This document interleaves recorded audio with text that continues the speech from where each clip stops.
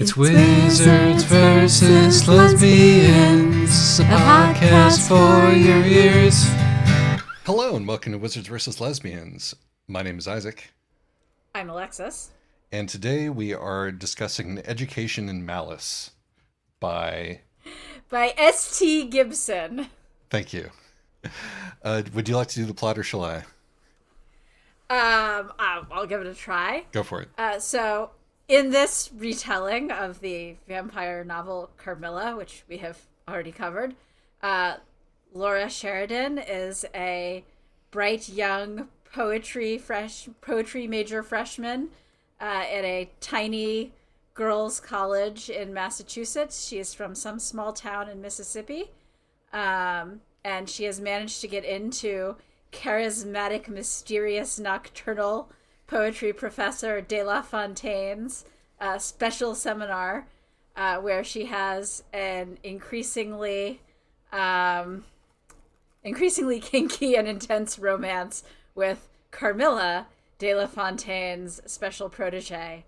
And it is, you could probably be able to guess from the get-go that De La Fontaine is a vampire, which is not really a spoiler because it's revealed pretty early. Yes. And what are the names of these characters? Do you think there are going to be vampires in this book? Right.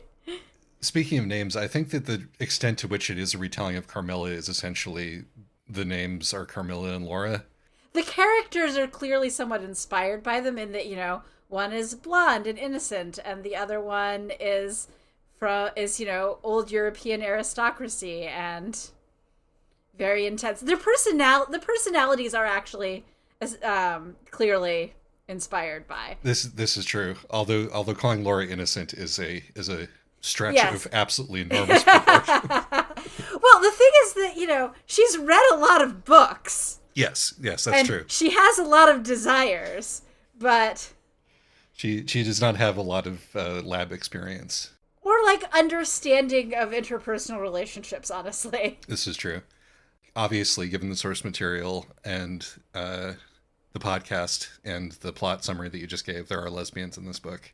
Oh yes, and for our wizards, we have both vampires and advisors. Yes. So that's two wizard archetypes right there, smushed into one horrible package. I enjoyed that one of the things one of the content warnings that this book opens with. It opens with a page of content warnings. And one of them is toxic academic environments. Yeah, I thought of you when I read that. That's on top of inappropriate relationships between a professor and students, which is a separate content warning line. Yes. So why should you read this book?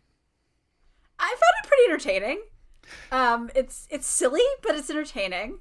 And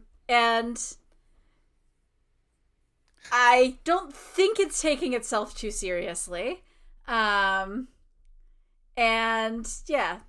I agree with you. I think that I'm pretty certain that it is not taking itself too seriously. I would say I'm 99% certain that it is not taking itself too seriously. And this to me qualifies as erotica that's better than it needs to be, rather than fantasy with erotic elements. And if you approach it on that level and you're prepared for that, I think that you're going to have a good time with it. It does a couple of things that I like in stories like this, one of which is that one of the characters is a top, and one of the main characters is a top, and that's not inherently and morally a bad thing, or that we don't have to wring our hands about that. That's just the way it is. Honestly, I liked that there was no hand wringing at all about it. Yes. Laura is very clear from the get-go that, even though she's only read about this stuff in books, she knows what she wants, and despite the fact that she's a good Christian girl, she feels no compunction about wanting it whatsoever. We touched on Laura's character before, but I find Laura's character extremely charming. How she's just well, these things kind of contradict each other, but you know what? I feel good about both of them.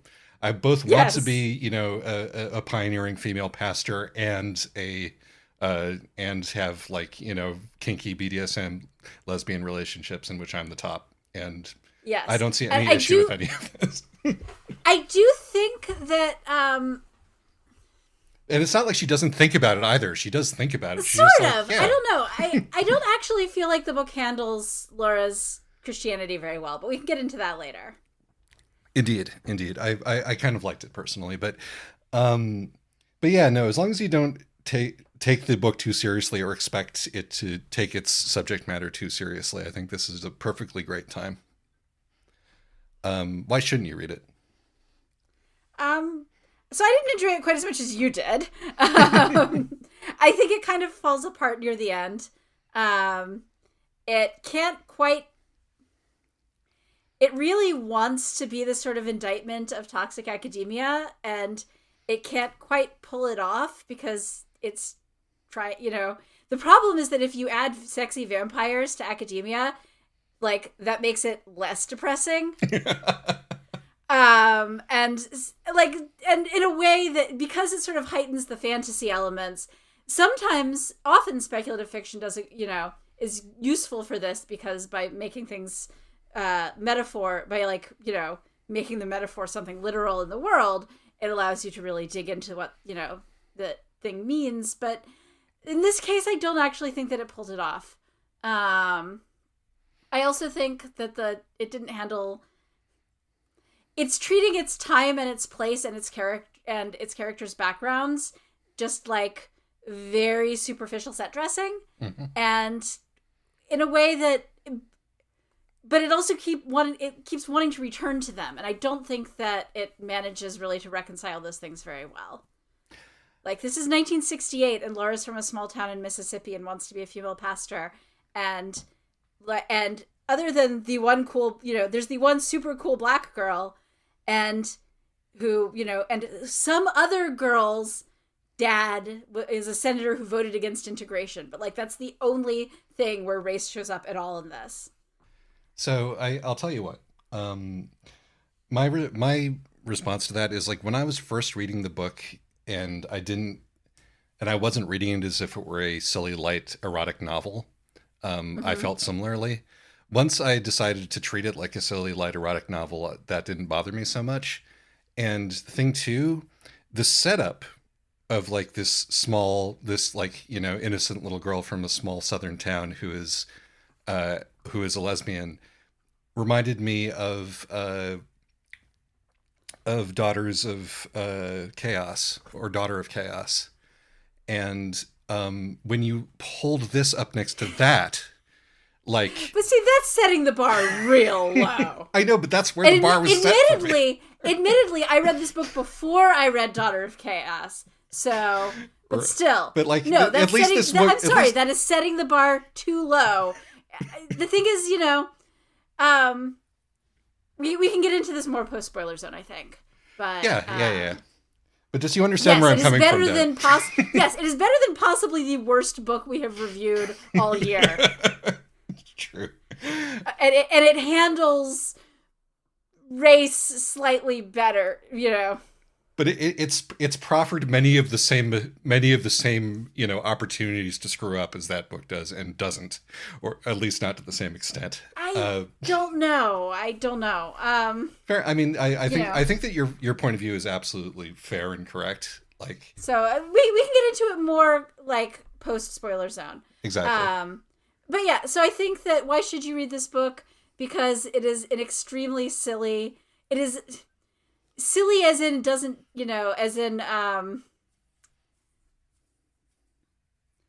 it benefits from reading with a sense of humor, because, and sort of, if you can delight in the ridiculousness and the, like, high drama, overblown drama of it all. And it's campy. And if you can enjoy the camp, and then great. But I think that the book I don't think that the book is actually quite as campy as you're reading it, Isaac. And I think that that's why, that, other than, I suppose, the content warnings, is the why you shouldn't read this book. I will totally agree with that assessment. You do have to. It's the classic Wizla's case of, I had a good time, so I'm giving it the benefit of the doubt. And If you're not willing to give this book the benefit of the doubt, you will find it extremely stupid. Um, so let's the author, of course, has content. Yeah, the author's actually supplied content warnings, uneven, but though it's the content warnings honestly are like a piece of storytelling all on their own. Yes. Because it's uneven power dynamics, inappropriate relationships between a professor and students, toxic academic environments, blood, gore, and murder, consensual sexual content, including public sex, kink, negotiated and spontaneous, alcohol and drug use, smoking, and brief references to racist political policies, homophobia, and religious discrimination against women. Yeah, that's pretty comprehensive. In retrospect, I should have taken that as this is erotica, because it does feel right. like, some tags before a story on AO3. Right, but it is interesting to see what does and doesn't get, doesn't get tagged. Like, there's also mentions of mind control in here. True. And of, of non-sexual, but at least somewhat coerced relationships. It is quite strange that it doesn't use the word grooming, because grooming is like the theme of the book. Yes. Maybe they didn't want to invoke the specter of how young these characters are. Well, yes. Carmilla, by the time this happens, is like what? 18? No. Carmilla's like a senior. She's like 20 or 21. Yeah, no, but Laura. Yeah, but Laura is 18, and of course Carmilla was not 20, 21, 22. Yeah, was presumably 18 when she fell into this whole thing. So yeah. But yeah, so there is that. And having said that, shall we move on to the spoiler zone? Yes, let's. Well, one pill makes you larger, and one pill makes you small, and there's a vampire that's buried underneath your dining hall. It represents the money sitting in your parents' home. Spoiler zone! So, I'm interested in, first of all, I'd also like to add an additional content warning for bad teenage poetry. We sort of conceived this and the next one that we were going to read, which I'm already mad at, as a little venture into dark academia. So do you want to talk a little bit about the microgenre of dark academia as you understand it? Well, so here's the thing is, every time I encounter dark academia, I can't tell what it is. It appears to just be academic aesthetics, but also kind of goth. Right. I've not been able to figure out what it is. Both of these books were pitched to me, pitched to the world on at least the Tumblrs that I follow to get new content, as dark academia. And I think that my takeaway from both of these books is that dark academia is significantly less dark than real academia, because if nothing else, like it tends to be less toxic because the people writing this stuff want it to at least be sexy. And like, at least people are getting something positive out of this in ways that, often like the groomed student doesn't get. Yes. And so, the people's, usually people's lives aren't ruined. At least somebody's having an orgasm. Yeah, no. I imagine that in most cases when one is trading sex for favors from a professor, it is not actually very sexy for the person doing the trading, unless you have a very specific fetish. And the thing is, I think that sometimes, I think that actually a lot of people who get into these relationships with their advisors, I've known several, and often they are actually really into their advisors. They're not actually doing it as a quid pro quo, but they don't get, they tend not to come out of it with the kind of personal growth that, Laura and even Carmilla to a degree come out of this with. And their advisors usually don't dramatically go, this obsession is too much for me, I'm leaving, to go back to Europe. Instead it's just, what, as soon as either they try to break it off or the advisor gets tired of them, suddenly now you've got somebody who's doing what they can to ruin your entire chosen career path. Yeah.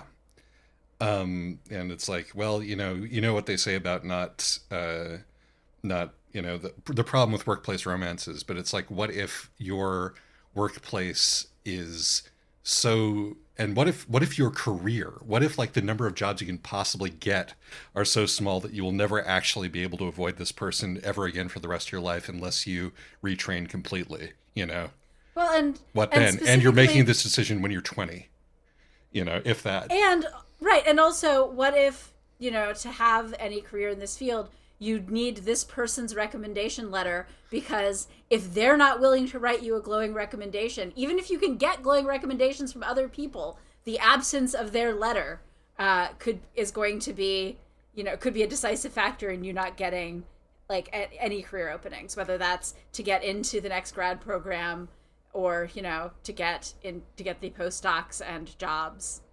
Right, and that's reality. This, on the other hand, is wish fulfillment.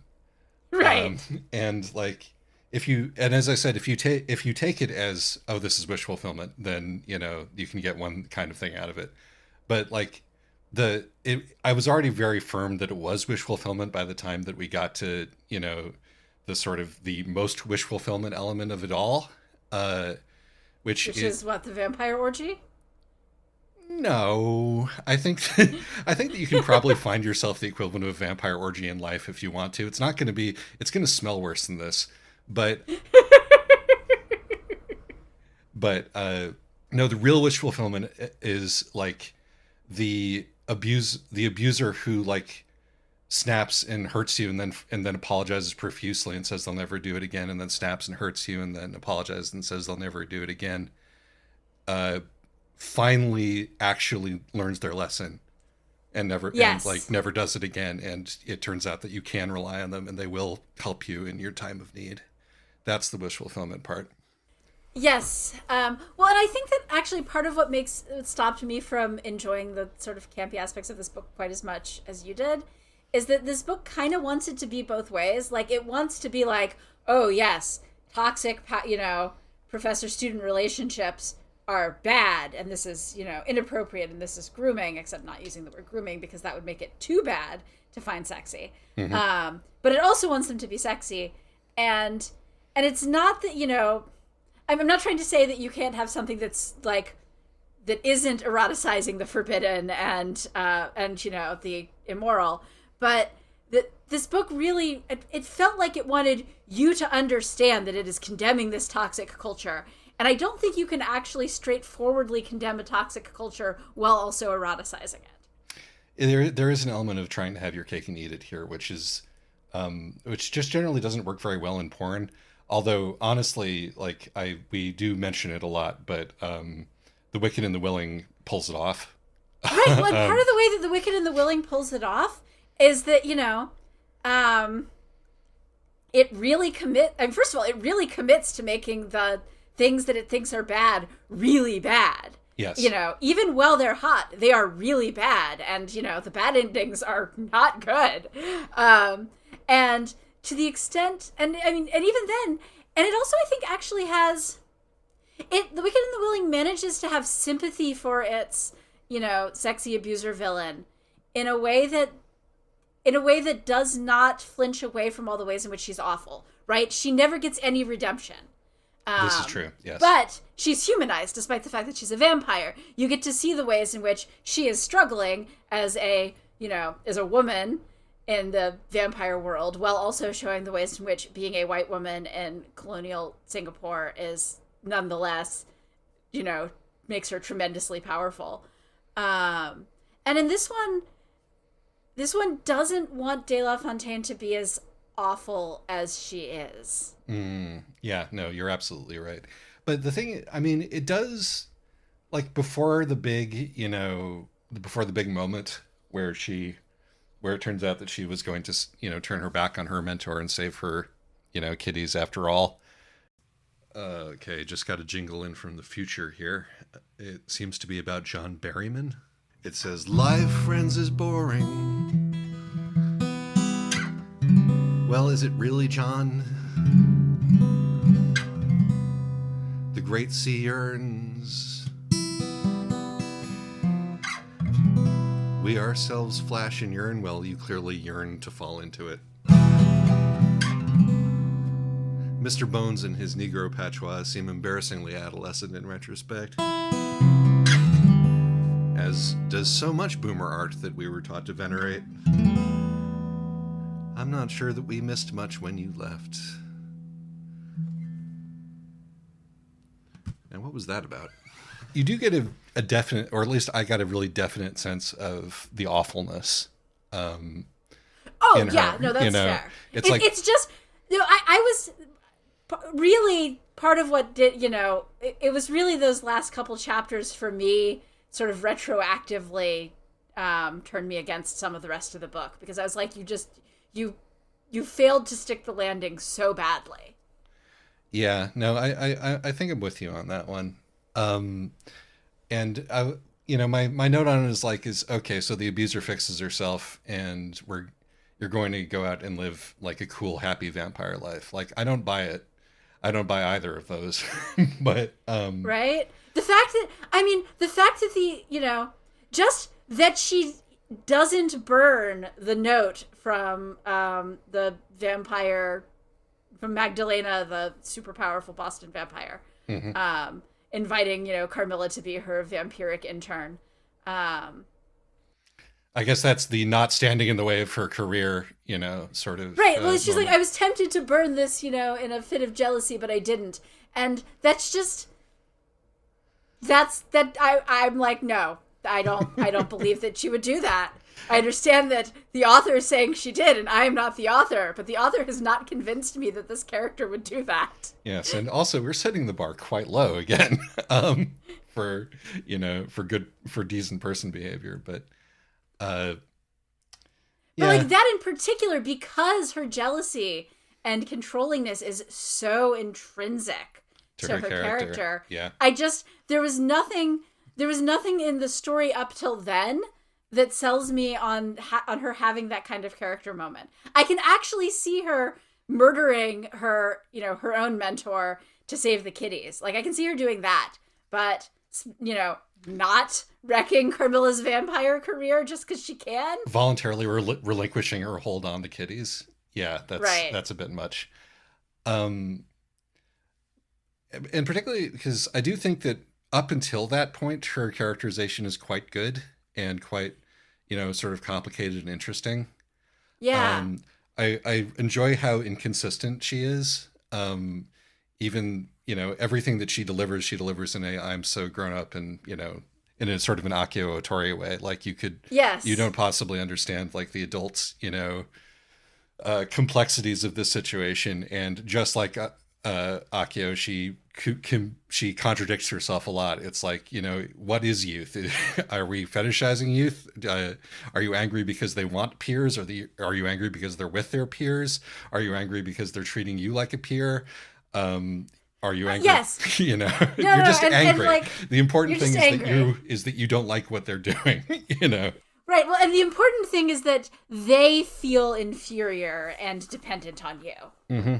And the way that she does that, and the way that she has her, like, the way that she sort of can't decide whether or not she wants to encourage Laura and Carmilla, or, but then she wants to encourage them because, she wants to sort of Carmilla to have her own little girlfriend, and she also wants to use Laura to make, Carmilla feel insecure.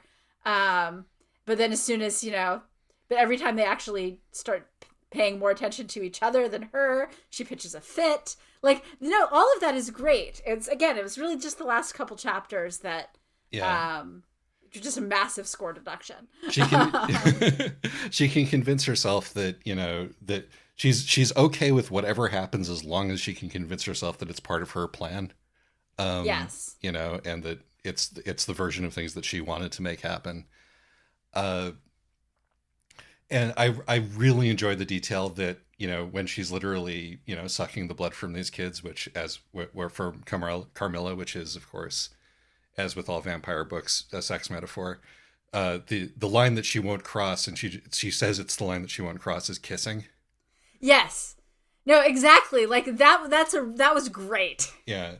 It's like, oh, that might make me feel emotionally vulnerable, you know? Well, and no, and I mean, it's also, and that actually worked really well as a toxic academia thing, where it's like, okay, this relationship is doing all of these inappropriate things and crossing all these inappropriate boundaries, but we're not, checking the exact boxes that say that this is a sexual relationship. So clearly nothing bad is going on here. Mm-hmm. Like that, so that, again, that was actually a great job using the metaphor. The vampirism is working great as a metaphor both for sex and toxic academic relationships. I loved the poetry. I mean, if you can, I suppose that I should add a content warning for cringe teenage poetry to it. To the right, but that's fine because it's supposed to be cringe teenage poetry. Right, and her like effusively praising one cringe teenage poem and condemning another cringe teenage poem for right. completely arbitrary reasons, just to keep them confused and dependent on her on her approval is another great touch. That was definitely a great touch. Also, like, the occasional glimpses you get of the other students who are like, who, are just like clearly living a fairly normal student life. Yes. And they're, like when Eleanor is just checking in with Laura and being like, yep, sounds like you're having a really intense freshman romantic relationship. That's the pits, girl. See, I just want to bring up the vast number of missed opportunities that was Daughters of Chaos or Daughter of Chaos again. Simply because it's like, there's so many, even just a little bit of effort. My Stars is so lazy. There's so much like right. good, dumb, funny period dialogue, even in this, even in here where you don't need that set dressing, but it makes the whole experience just nicer. It's like, put in a little bit of effort. Particularly if you think you're writing something important, But yeah, no, I really liked all the 60s teenage dialogue in here. Yes, I mean, among other things, because it really it sounded like my mom, so I had complicated feelings about that because my mom's language never really entirely, because also all of these people are of course our parents' age. Yes. This is the era when our parents were in college. Yes, before you would need to wear a condom during your vampire orgy. Right. But before we move on, my single favorite one of those is that when is somebody saying that I think it was De La Fontaine could be a prickly pear sometimes. I really did love is just the pits sometimes. I mean, that's also very good. Yeah. No, the language was actually quite fun. I honestly, and I thought that the other schoolgirls, I would have liked to see a little bit more of them, honestly. Mm-hmm.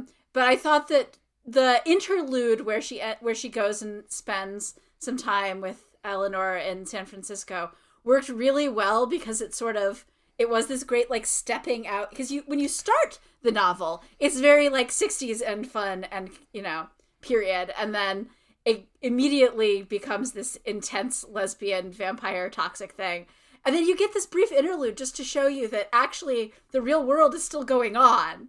Everyone else is still living their lives, and Laura could easily break out of this if she wanted to, but she doesn't want to. Yes, not to bring up Lieutenant again, but it's the the few episodes where we get to go outside the academy with the normal people, just reframing. I don't know. I don't know. The one episode in the third season where you go out of the academy is the most gut-wrenching episode of the entire show. So. I was thinking more Saionji and Wakaba during the Black Rose arc, but yeah. Oh yeah. Okay, that's sure.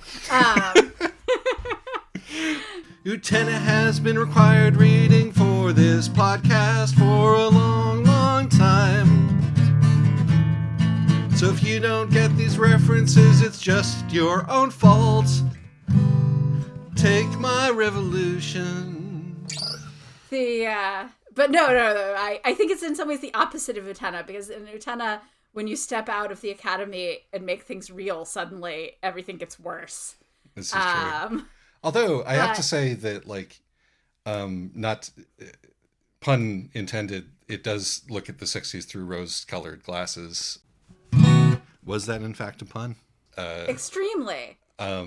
It's like everything is just slightly less grody and nicer and more, positive than it should be. There's a lot of weed. There's no acid. There's like she's proud of showing off the dimples in her thighs in Twiggy's 1960s, where every woman had to look emaciated. Right. Although there's also like some internal inconsistency there. Again, you're right with like the black friend and like but that's okay. Besides that, okay, her dad in small town Mississippi is totally okay with her spending Thanksgiving with a black family in San Francisco. Right. And for that matter, Eleanor, Vietnam gets mentioned once again yes. as set dressing, but like Eleanor's boyfriend isn't worried about being drafted. Yeah, it really shaves off all of the hard edges, because it's not it doesn't want this to be as I think it just wants this to be a sexy fun time, but it's also wants it to be about the horrors of academia, which, as you say, doesn't really go. Yeah, and the problem is that like I really like Eleanor, but she's just because I like the role that she plays narratively, but it's a little weird having this black girl who's just a collection of extremely 60s stereotypes. Yeah, no, I'm with you on that one. But I will say though that even though it doesn't really get, I think there is one vampire metaphor that really nails the horror of academia. And that is that when you see this, this beautiful, what is it, St. Perpetua's? That laying it on a little thick there, but there's this beautiful college with all of this, fun student life. We have the the ritual of going up into the belfry and writing and carving your name, and there's the bonfire, and there's the special Halloween party, and all the fun of student life. But if you go beneath the surface and you go deep into the catacombs, and of course our school had literal catacombs, as I'm sure many do. But if you go deep they're just steam tunnels. I think they were catacombs. Why were they connected to the church if they weren't catacombs? But you go deep into the bowels of the twisting passages underneath the school. You will find in a deep cavernous, tomb, the specter of the endowment. Ooh. In this case, in the form of an ancient vampire named Isis, but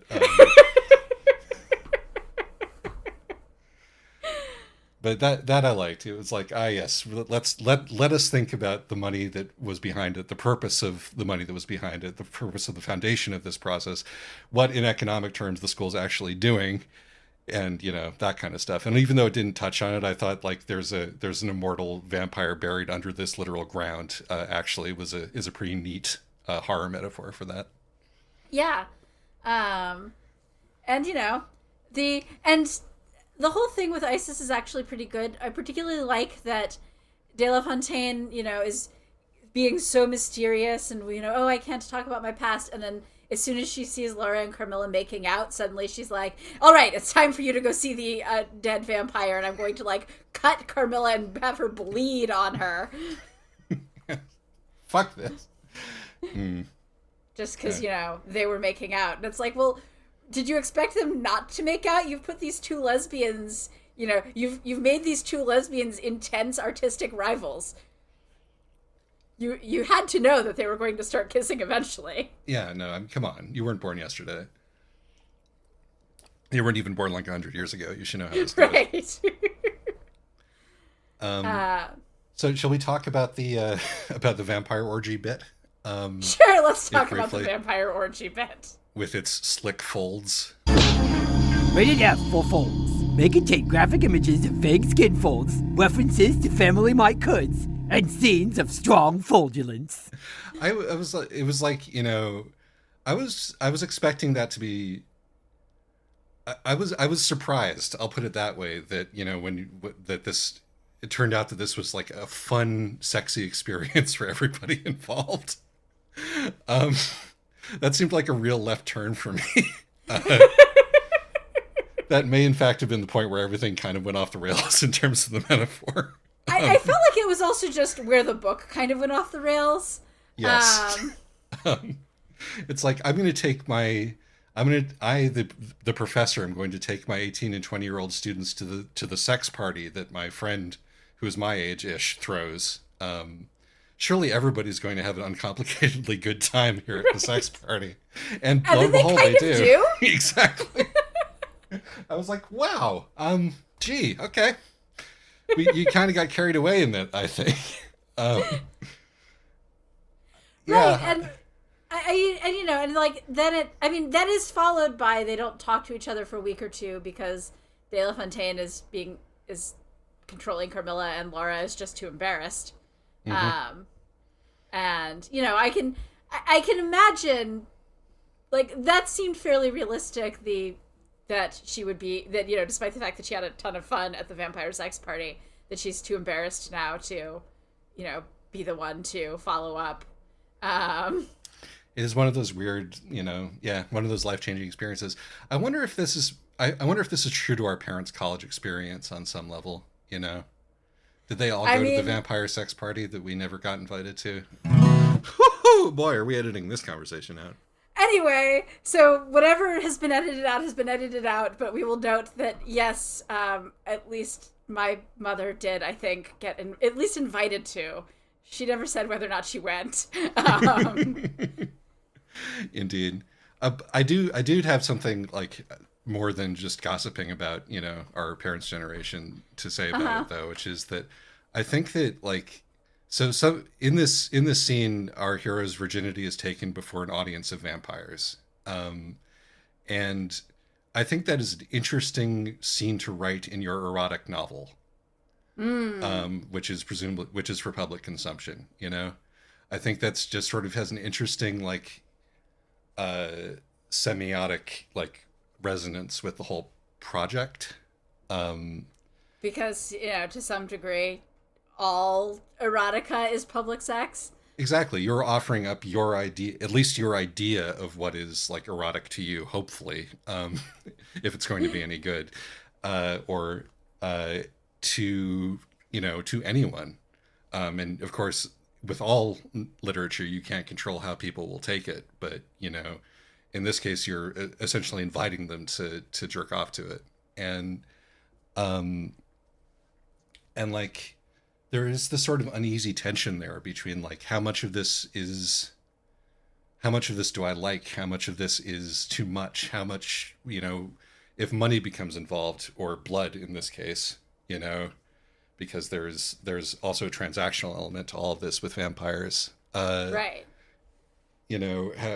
How do I feel after I put this out into the world? And, like, we know the end point of that internal discussion because we have the book in front of us. Yeah. I suppose that you kind of have to make it at least an okay experience. Or else, why would you be putting this out here in the first place as, something to be titillated by rather than something to be horrified by, Yeah, no, I think that is interesting to think about.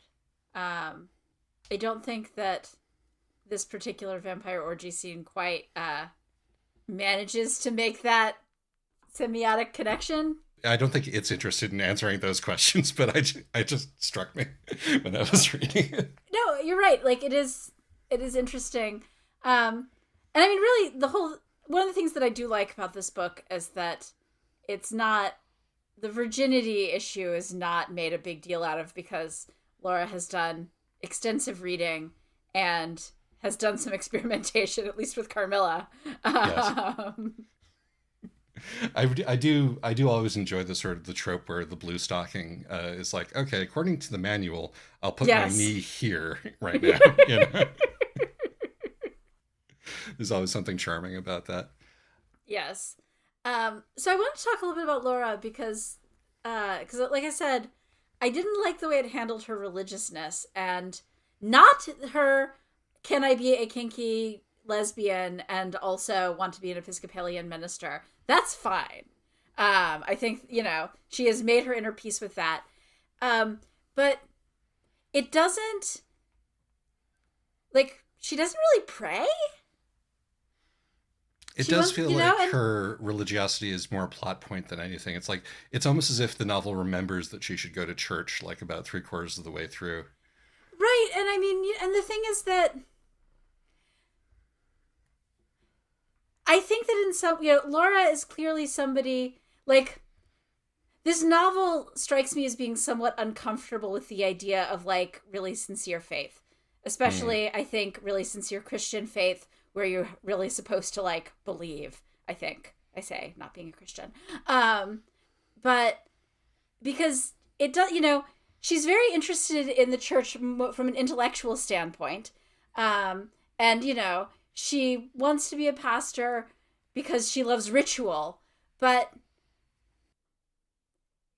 I'm pretty sure that, like, a sincere belief in Jesus is pretty important to people who, like, the thing is, I've known people post seminary who've had that kind of relationship, but most of them don't, not when they're undergrads who want to go to seminary. It's usually after they've dropped out of seminary.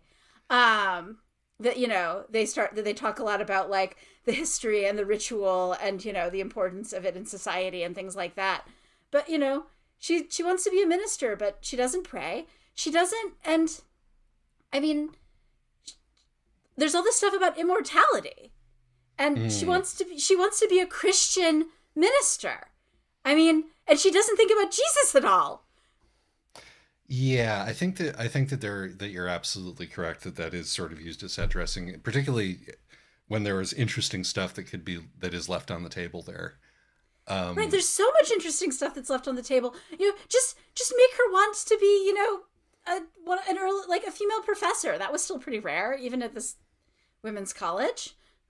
I mean, they really wanted to. I mean, particularly for like the first 5 to 10 pages of this book, it really wants to play up what an ingenue she is, right? And which is abandoned, I think, pretty clearly, and then just revisited when the book wants to.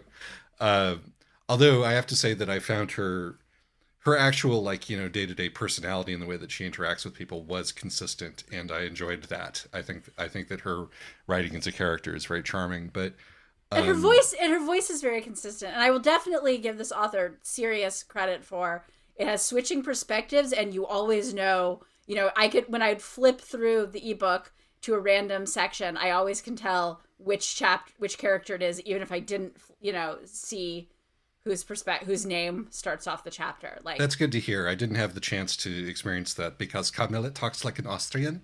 Oh, that sounds really annoying. Does Laura have a really thick Mississippi accent? No, we just gave Carmilla the Austrian accent.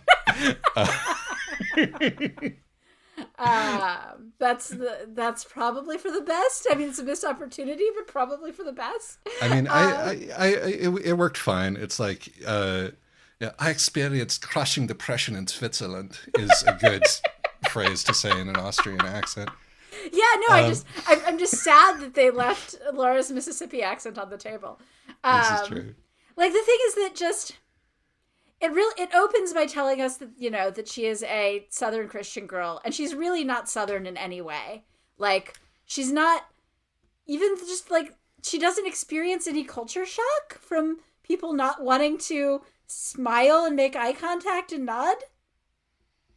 Yeah, I would say that this feels to me like a part of the wish fulfillment. It's like, as you say, like, the normal arc is that, the old joke is that the most efficient way to make somebody lose their faith in God is to send them to seminary. But she got all that out of the way, essentially. She was, back home, much like the protagonists of Daughters of Chaos, reading in her enormous library that she has, and figuring all of this stuff out before she got to college. And And there is this sort of, I mean, one of the things about Laura that is, charming and makes the book fun is that she is smarter and actually more worldly than she has any right to be under the circumstances. But I think you're right in that that the downside of that is that means that she also doesn't have any actual culture. She just has a personality. Right, and and I like her personality, but the thing is, this is the 60s. Like, she doesn't have, even if she has access to an unrealistically large library, she doesn't have access to the internet. Even like calling people long distance is going to be hideously expensive. And, and she hasn't really traveled. And so, and yet she doesn't have any trouble understanding anybody's accents, despite the fact that she's grown up pretty much hearing, broadcast English and thick Mississippi dialect, and maybe Ave, and the food, she doesn't have to adjust to different kinds of food. She doesn't have to adjust to different rules about when you make eye contact, let me tell you is an adjustment. Alexis is from the South. Well, the thing is, I've grown up all over, right? I mean, I came to Chicago from several years in an incredibly diverse, cosmopolitan, international southern city, having also lived in Alaska and in Chicago, and it was still a bit of a shock, just because you spend 4 years in a place and you start to acculturate again. Yeah, I guess we just had to get all that out of the way so that she could be, sexually accosted by vampires. Right, but I mean, the thing is that, it would have worked just as well if she'd, come from a small town in Massachusetts.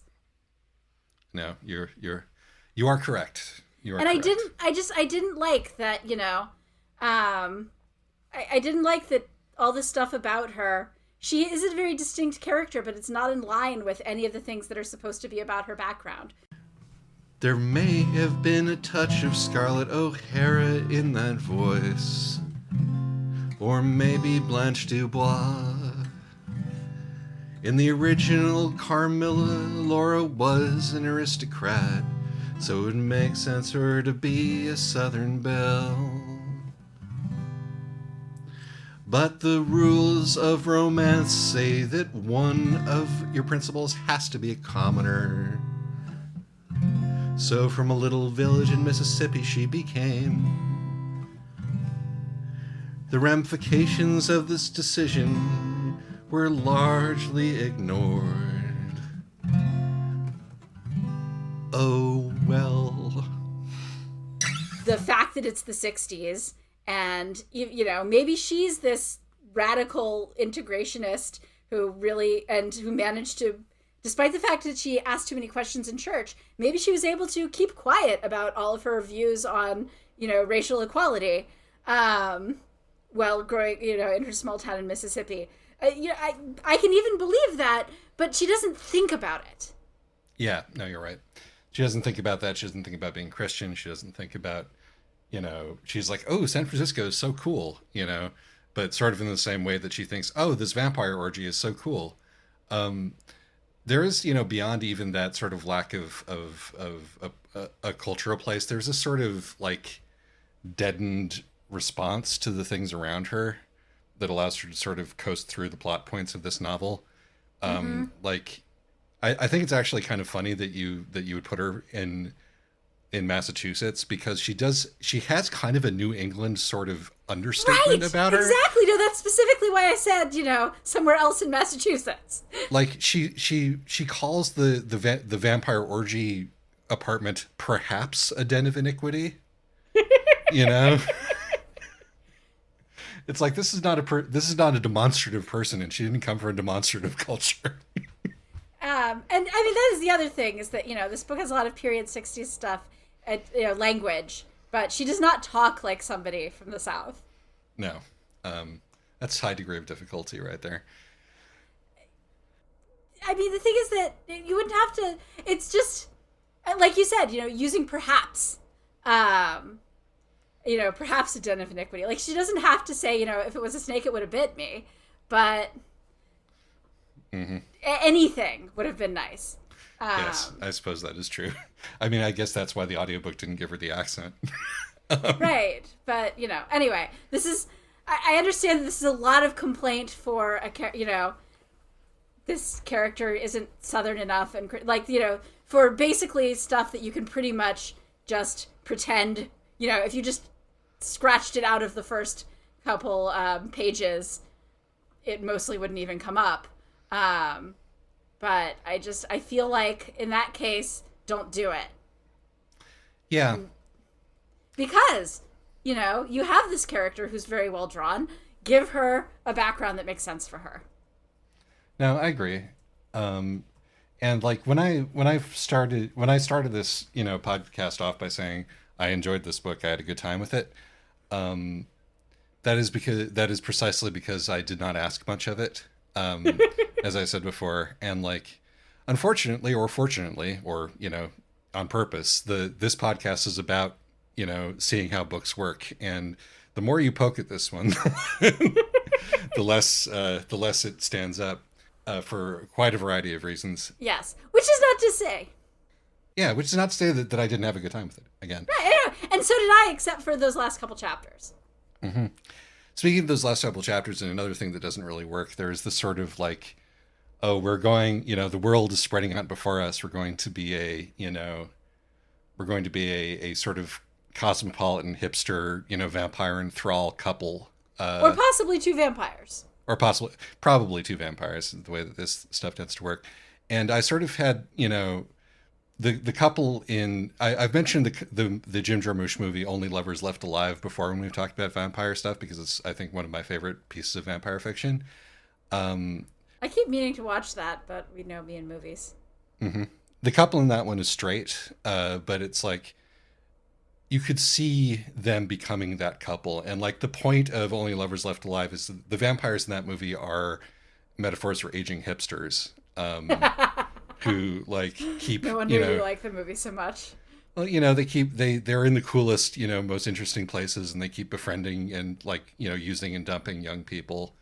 And, there's the sort of like, oh, will we ever, break up and move on and grow up? And no, and there is the rot, the whole like, cool vampire orgy, that they sort of take in uncritically sort of really hides the rot of this. And again, as you say, despite the fact that she's a Christian, this book doesn't even really think about what immortality does to a person, despite, ISIS being ISIS. So another jingle from the future. This one goes, oh, the thrill of control, like the rush of rock and roll. It's the sweetest taste that I've ever known. If you got some sugar, bring it home. I mean, actually, as far as sort of derailing her life goes, if she's seriously considering becoming a vampire, and how's that going to work with being a priest?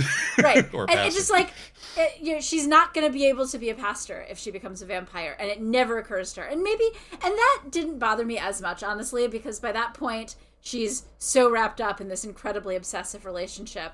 And, maybe you can still read this as a tragedy where everything that De La Fontaine did at the end to try to redeem herself doesn't matter, because she has locked these two girls, into this relationship where really they can't easily extricate themselves, and it's going to throw off the entire course of, it already has thrown off the entire course of Carmilla's life. It's going to throw off the entire course of Laura's life. It's just too late to stop it at that point, because being a vampire means to some degree stagnation.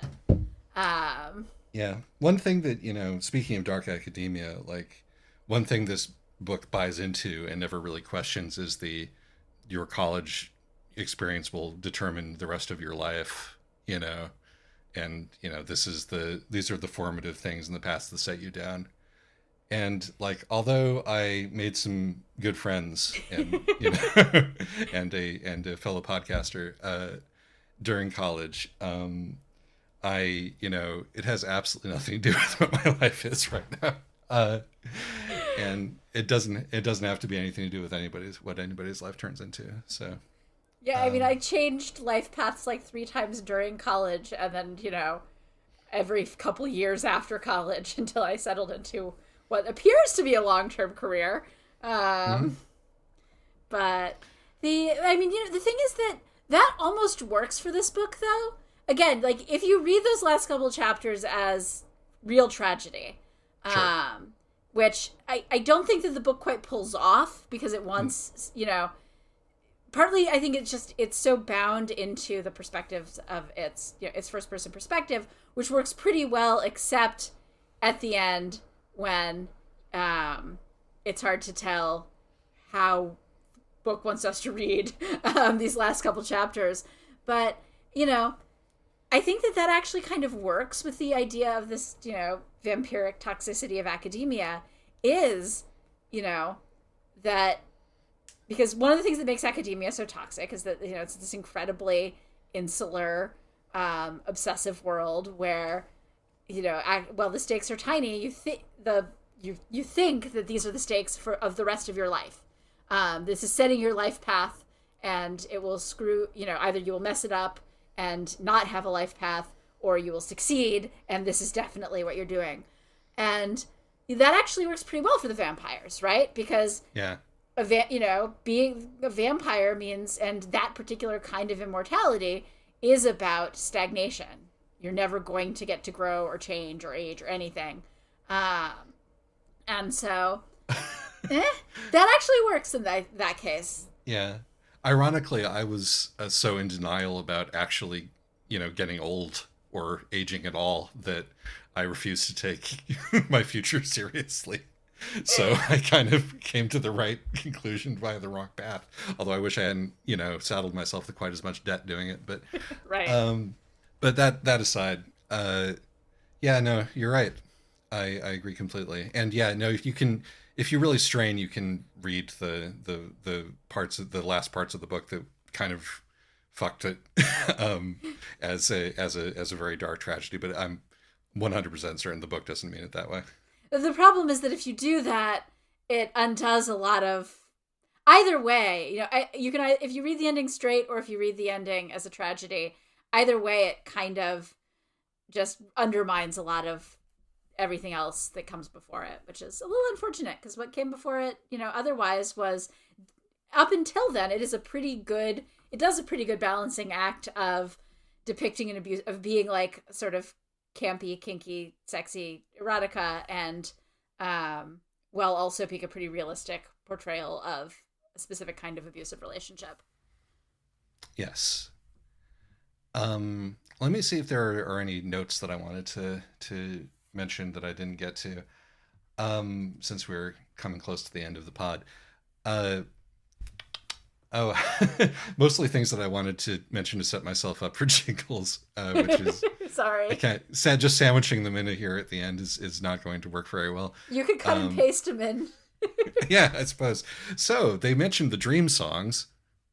So they they say the phrase "the thrill of control." So.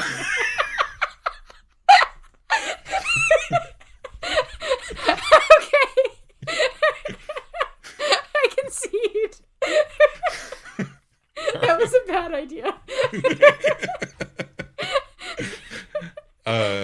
But I think I beyond that, assumed you were going to add a couple extra words there, but no.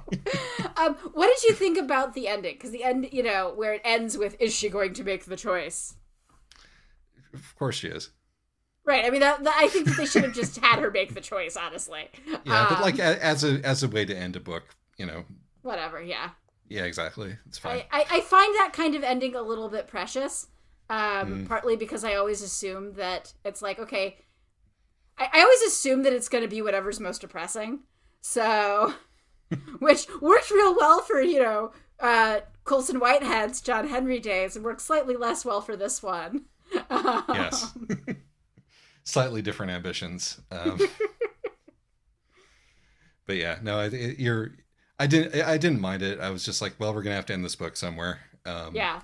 And if she becomes a vampire on screen, it's gonna take another like X number of chapters. So I mean, it could have just ended with her, lifting, like raising the glass. Yeah. I suppose so. Or not, right? I don't know. I feel like if you want to preserve that ambiguity, you should do it. You should go all the way like The Wicked and the Willing did, and just provide multiple endings and be like, pick one. People are not. They're just not on the level of that book yet. That's fair. That's fair. It was ahead of its time. No, that's fair. And Daughters of Chaos is too low a bar to judge. I think The Wicked and the Willing is too high a standard by which to judge every bit of dark vampire erotica. Indeed.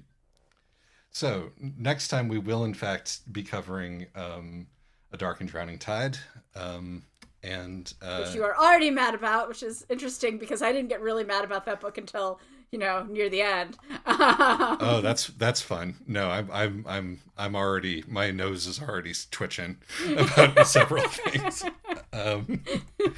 So that'll be a fun discussion. Look forward to. I mean, I'm gonna have to reread it though, so my opinion of it may. Now that I'm going into it already knowing that the end is going to annoy me, I'm probably going to be reading much more critically. Fair enough. But all right, so that's what we're doing next. All right, bye-bye. Bye.